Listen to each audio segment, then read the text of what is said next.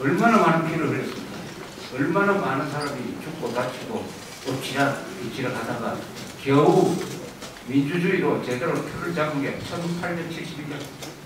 그때부터는 왕이 등장하지 않아요. 황제가 등장하지 않습니다. 1871년. 그럼 1871년부터 불란서 지금까지 그럼 등산하면 그게 어떻게든 1차 세계대전이죠. 2차 세계대전이죠. 그 다음에 드골이 등장합니다.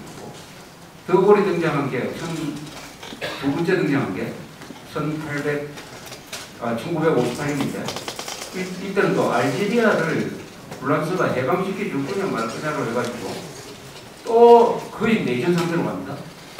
그래서 알제리아에 주둔하던 불란서 군대가 반란을 선언합니다. 1960년입니다. 불과 50년 전에 50년 전. 그래서 그걸 뭐 지나분 됩니다만 이런 식으로 민주주의를 하는 과정이 복잡다단하다 이렇게 됩니다. 요새 불란서가 애고하다고 난립니다. 정년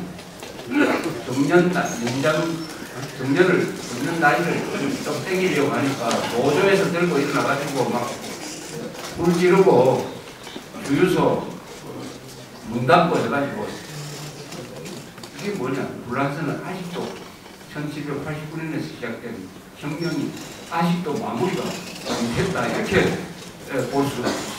그래도 세계 역사상 영국 다음으로 모범적인 민주화의 과정을 거쳤던 나라가 이 정도라 합니다. 미국은 어떠냐? 미국은 1776년에 나라를 만들 때 이미 민주주의를 딱 선언하고 나왔습니다.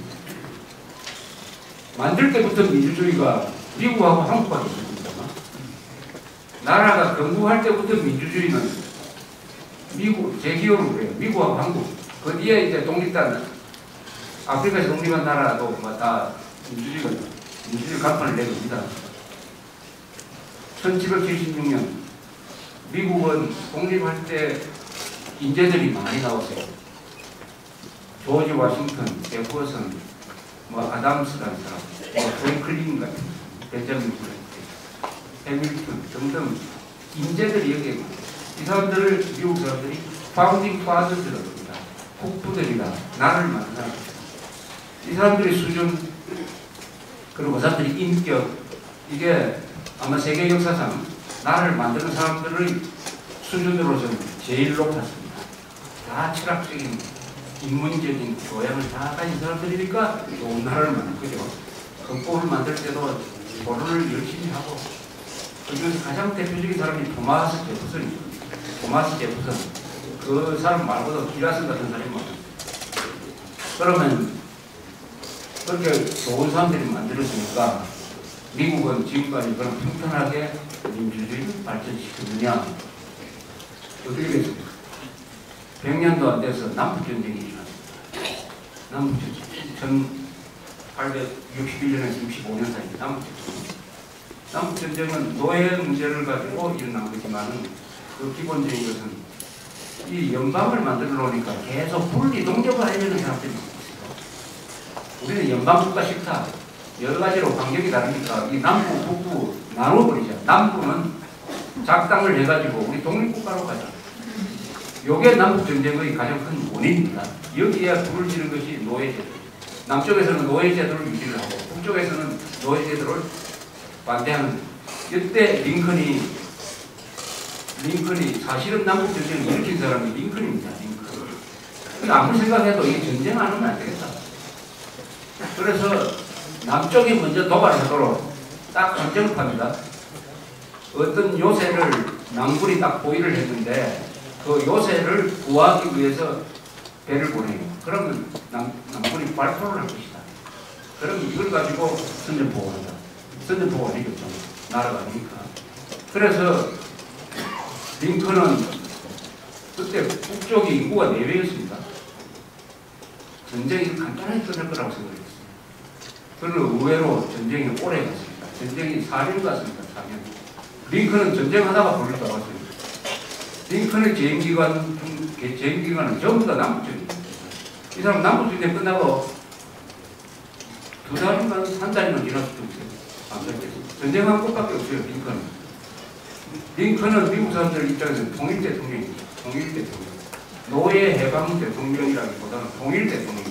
링컨이 있었기 때문에, 전쟁을 했기 때문에, 그 뒤에 미국이 쪼개지지 않고 분리 독립하려는 사람이 이제는 없어져 버렸다. 근데 이 전쟁을 통해서 그때 미국 인구가 3천만이었습니다. 3천만. 약 3천만 명. 이 전쟁에서 60만 명이 죽었어요. 전쟁. 남북전쟁 영화 보시면 아시겠지만은 이 사람들은 양쪽에 딱 한 200m 사이에 두고 딱 대치를 해가지고 총을 쏘는데 서서 총 쏘죠.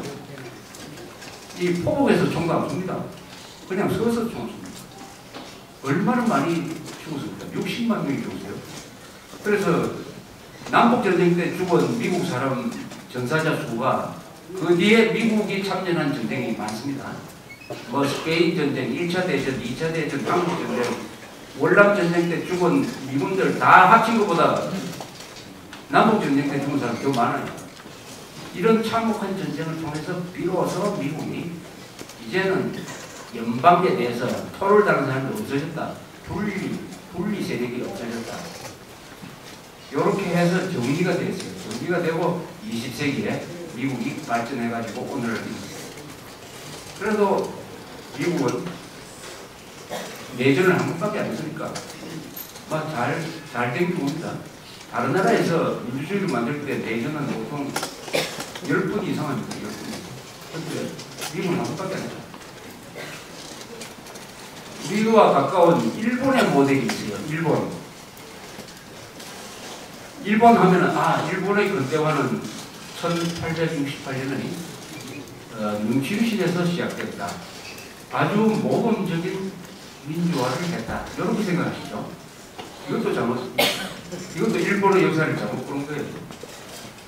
일본이 민주주의를 확립해가는 과정에서 전쟁을 몇 번 하는지 한번 계산해 봅시다.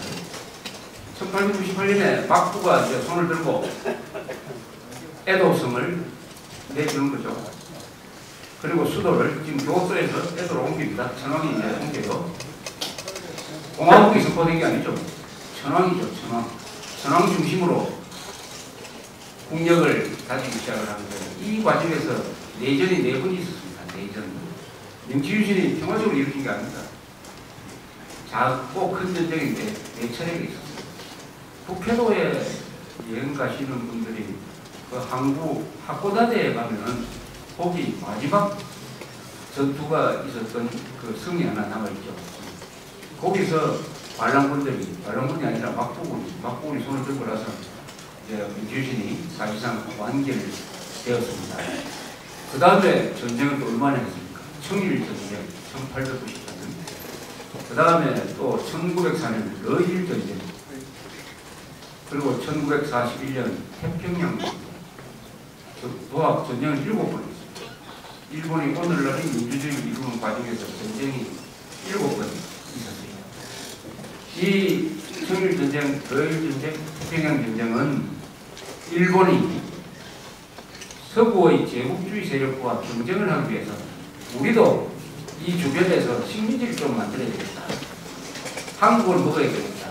한국 연장선상에서 만주를 우리 걸로 만들어야 되겠다 하는 침략주의로 나가는 과정에서 전쟁이 세계전쟁에 말려들었습니다. 그러다가 원자 폭탄받고 손을 들었어요.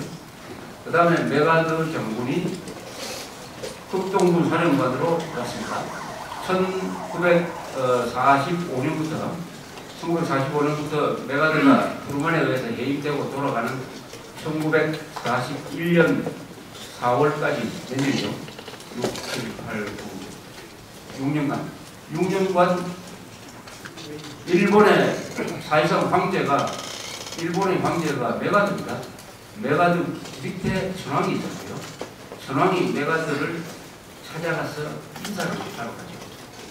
그게 일본 사람들한테 천황이 신이 아니고 사람이구나 하는 것을 가르쳐줍니다. 그때까지는 천황은 신입니다. 신. 지금 김일성하고 비슷하죠. 그래서 요 6년 동안 메가더가 일본을 민주화시킵니다. 일본을. 메가드는 역사에 2차 세계대전 태평양 전쟁, 그 다음에 일본의 민주화, 그 다음에 6.25 전쟁, 이 세 개로 기록이 남는데 아마 제일 높게 평가될 게 이게 일본일 겁니다. 일본을 이 군사 문화가 팽배한 일본을 민주화시키자. 민주화시키기 위해서 여러 가지 조직을 피했죠. 궁극주의적인 생체를 없애고 재벌을 대체하고 정범들을 재판에 들어가 아주 소수입니다만 사임에 저하고 한때는 일본에서 학교에서 이 금도하고 유도를 못하는 적이 있습니다. 왜냐? 금도 유도를 하면은 일본 사람들이 사나워집니다. 일본 사람들이 궁극주의를 연구를 해보니까 이 덩치는 작지만은 이 사람들 전부 다 무사도로 무장되어 있는데 그 무사도를 평소에 연마하는 것이 금도와 유도다. 그래가지고 금도 유도 못하는 적이 있어요. 그 다음 또 한 군데 연구를 해보니까 이 한자가 문제다. 한자를 없애야 되겠다. 그래서 메가드 살인부 한때 일본에서 한자 없애려고 하는 계획을 세우다가 포기한 적이 있습니다. 포기한 적이. 그래서 일본의 민주화는 어떻게 보면 강제된 민주화입니다. 강제된 민주화. 그렇다고 이 소화시대, 그 앞에 대정시대에 민주주의의 전통이 없었느냐는 그건 아니에요. 무슨 국회가 만들어졌고 헌법이 있었기 때문에 민주주의의 씨앗이 있기는 있었지만 우리나라식으로 사회부를 한다든지 또는 87 6월 사태처럼 대규모 시위를 해가지고 국민 전체의 힘으로 자유를 쟁취한 건 아니에요. 일본은. 그런 점에서 일본은 뭐 민주주의를 달성하는 과정이 우리보다는 좀 방향이 달라요. 그런 점에서는 우리가 더 민주적인 요소가 있습니다. 어쨌든 메가드에 의해서 일본이 민주화가 됐습니다. 어떻게 보면 강제된 민주화 또는 교도된 민주화, 교도된 민주주의가 일본입니다. 일본. 그러니까 일본의 민주주의와 한국의 민주주의가 조금 달라요. 그 과정이.